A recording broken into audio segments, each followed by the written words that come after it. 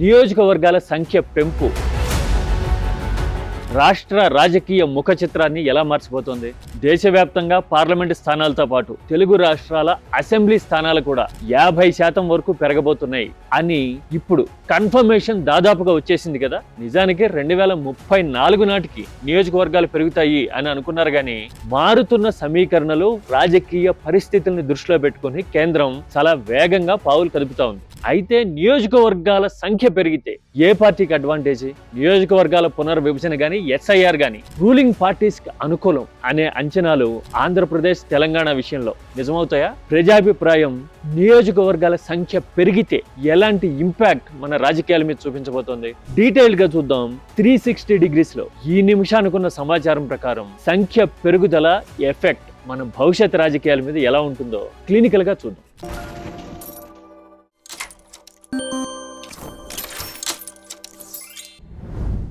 నియోజకవర్గాల సంఖ్య పెరగాల్సి ఉంది. జనాభా గణన కూడా జరుగుతూ ఉంది కాబట్టి ఆ గణనంతా ఒక కొలిక్కొచ్చి నియోజకవర్గాల పెంపు వ్యవహారం తేలేసరికి 2034 అవుతుంది. అంటే 29 ఎన్నికలకు మాత్రం యథాతథంగా ఇప్పుడున్న నియోజకవర్గాల సంఖ్యతోనే ఎన్నికలకు వెళ్తారు అనే అంచనాల్ని కేంద్రం ఒక్కసారిగా తారుమారు చేసింది కదా. ఎన్డీఏ పక్షాలతో అమిత్ షా ప్రత్యేకంగా సమావేశమై నియోజకవర్గాల సంఖ్య పెరుగుతూ ఉంది, బీ రెడీ అని చెప్పేసిన తర్వాత ఇట్స్ ఆల్మోస్ట్ కన్ఫర్మేషన్, అఫీషియల్ అనుకోవాలి. మరి సంఖ్య పెంపు ఎలాంటి రాజకీయ పరిణామాలకి, కొత్త సమీకరణలకి దారి తీయబోతోంది? ప్రస్తుతం జనాభా గణన ఈ ఏడాది ఆఖరి నాటికి అంటే 2027 జనవరి నాటికి కంప్లీట్ అయిపోతోంది. ఆ తర్వాత నియోజకవర్గాల పునర్విభజన వ్యవహారం తెర మీదకి రాబోతోంది. గట్టిగా 1 సంవత్సరమో కాస్త అంతకంటే ఎక్కువ పడుతుంది కాలపరిమితి నియోజకవర్గాల పునర్విభజనకి అనుకుంటే 2028 నాటికే ఏ నియోజకవర్గ స్వరూప స్వభావాలు ఎలా ఉంటాయి, రూపురేఖలు ఎలా ఉన్నాయి, సరిహద్దులు ఎలా ఉన్నాయి, ఏ నియోజకవర్గంలో ఎంతమంది ఓటర్లు ఉన్నారు అనే విషయంలో క్లారిటీ వచ్చేయడం ఖాయంగా కనబడుతోంది. ఇప్పటి వరకు ఉన్న డేటా ప్రకారం అయితే పార్లమెంటు స్థానాలైనా అసెంబ్లీ స్థానాలైనా 50% మేర పెరగబోతున్నాయి అంటూ ఉన్నారు. ప్రస్తుతం 543 లోక్సభ స్థానాలుంటే 50% పెరుగుతూ ఉన్నాయి. అంటే దాదాపు 273 ఏమో పెరుగుతున్నాయి. అంటే ఇప్పుడు మెజారిటీ మార్క్కి ఇంచుమించుగా ఎన్ని కావాలో అన్ని స్థానాలు కొత్తగా పెరగబోతున్నాయి అనమాట. అసెంబ్లీల విషయానికి వస్తే ఏపీలో సీట్ల సంఖ్య 263కి పెరగబోతా ఉంది. అంటే 88 సీట్లు పెరుగుతున్నాయి. ఇప్పుడు సింపుల్ మెజారిటీకి ఎన్ని సీట్లు కావాలో అన్ని సీట్లు కొత్తగా రాబోతున్నాయి. When it comes to Telangana 60 సీట్లు పెరుగుతా ఉన్నాయి, 179 అసెంబ్లీ స్థానాలు రాబోతున్నాయి. అదే ఎంపీ స్థానాల విషయానికి వస్తే ఏపీలో 38 ఎంపీ స్థానాలు ఉంటాయి అని చెప్తూ ఉన్నారు. తెలంగాణలో 26 ఎంపీ సీట్లు అవ్వచ్చు. అంటే తెలుగు ఎంపీల బలం ఈసారి 64కి పెరగబోతోంది నియోజకవర్గాల సంఖ్య పెంపుతో. ఇది పైకి చూస్తూ ఉంటే చాలా మంది నాయకులకి అవకాశం వచ్చేలాగుంది, ఎమ్మెల్యేలు గాను ఎంపీలు గాను అని అనిపిస్తూ ఉంది కదా. పైగా నియోజకవర్గాల పునర్విభజన జరిగితే జనాభా సంఖ్య, అదే ఓటర్ల సంఖ్య కూడా తగ్గుతుంది, మెరుగైన గవర్నెన్స్ కి అవకాశం ఉంది అని అనుకోవచ్చు సైంటిఫిక్ గా చూస్తే. మరి how about political impact? A party మీద ఎలాంటి ప్రభావం పడుతుంది? ఓ పక్కన నియోజకవర్గాలు పునర్విభజన చేస్తామంటున్నారు, ఇంకో పక్కన తెలుగు రాష్ట్రాల్లో కూడా SIR, intensive revision of voter list జరుగుతుంది అని చెప్తూ ఉన్నారు కదా. మరి ఈ రెండు రూలింగ్ పార్టీస్కే అనుకూలించే అవకాశాలు ఎక్కువ అనే అభిప్రాయం చాలా మందిలో ఉంటుంది కదా. మరి తెలుగు రాష్ట్రాల్లో రాజకీయ సమీకరణలు, ఈక్వేషన్స్ ఎలా మారచ్చు? ఒక నోటి లెక్క ద్వారా చూద్దాం. ఏపీలో ప్రతి నియోజకవర్గంలోనూ సగటున 2,10,000 నుంచి 2.5 లక్షల వరకు ఓటర్లు ఉన్నారు. తెలంగాణలో కూడా ఆల్మోస్ట్ అంతే. కాకపోతే శేర్లింగంపల్లి, కూకట్పల్లి, మేడ్చల్ లాంటి కొన్ని నియోజకవర్గాల్లో 4 లక్షలకు పైగా ఓటర్లు ఉన్నారు. అవి జంబో నియోజకవర్గాలు. ఇప్పుడు పునర్విభజన జరిగితే గనక ఆన్ యావరేజ్ ప్రతి అసెంబ్లీ నియోజకవర్గంలోనూ 110,000 నుంచి 150,000 మధ్య ఓటర్లు ఉండేందుకు అవకాశం ఉంటుంది. అంటే ఇప్పటితో పోలిస్తే నియోజకవర్గాల సంఖ్య పెరిగితే గనక మెజారిటీ మార్క్ అనేది సిగ్నిఫికెంట్ గా మారిపోతుంది. 80% అంతకంటే ఎక్కువ ఏపీ లాంటి రాష్ట్రాల్లో పోలింగ్ జరుగుతూ ఉంది. ఒక 2,30,000 ఓటర్లు ఉన్న నియోజకవర్గంలో 80% పైగా పోలింగ్ జరిగింది అనుకోండి, గెలవాలంటే 75,000 నుంచి 1,00,000 ఓట్లు రావాల్సి ఉంటుంది కదా ఆన్ అన్ యావరేజ్. కొన్ని చోట్ల మెజారిటీలు హెచ్చు తగ్గులు ఉండొచ్చు, పోలరైజేషన్ జరుగుండొచ్చు, అది వేరే సినారియో. నేను చెప్తున్నది ఆన్ అన్ యావరేజ్.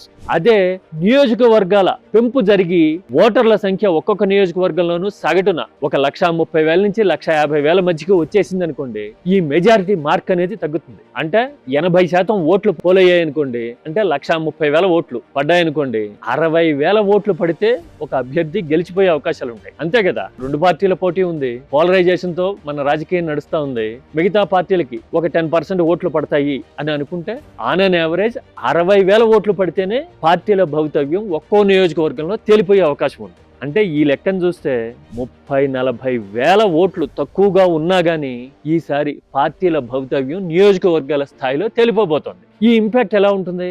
ఇదే అసలు పాయింట్, గేమ్ చేంజర్. తెలుగు రాష్ట్రాల్లో, దట్టు ఆంధ్రప్రదేశ్లో యాంటీ ఇన్కంబెన్సీ అనేది చాలా ప్రబలంగా, ఐడెంటికల్ గా ప్రభావం చూపుతున్న పాయింట్ కదా. రూలింగ్ గవర్నమెంట్ మీద పీకల్లోతు వ్యతిరేకత వస్తా ఉంది. 2019లో చూసాం ఆల్రెడీ. అప్పటి రూలింగ్ పార్టీని 23 సీట్లకు పడదోశారు కదా. 2024లో అయితే సినారియో మరింత మారి రూలింగ్ పార్టీని 11 సీట్లకు పడదోశారు. అంటే యాంటీ ఇన్కంబెన్సీ, జనాల్లో అసహనం అనేది ఈ స్థాయిలో ఉంటా ఉంది. మరి ఈ లెక్కన 60,000 ఓట్లతో జాతకాలు తేలిపోయి జనంలోనేమో వ్యతిరేకత ప్రభుత్వాల మీద ఈ స్థాయిలో ఉండే సినారియో ఉన్న టైంలో నియోజకవర్గాల సంఖ్య పెరిగితే డేంజర్, డెడ్లీ పొలిటికల్ ఛాలెంజ్ ఎవరికి అంటే రూలింగ్ పార్టీకి. అవునా కదా, మీకు ఈక్వేషన్ అర్థమైంది కదా. 60,000 మంది తలుచుకుంటే చాలు ఒక నియోజకవర్గంలో రూలింగ్ పార్టీ ఓడిపోవటానికి.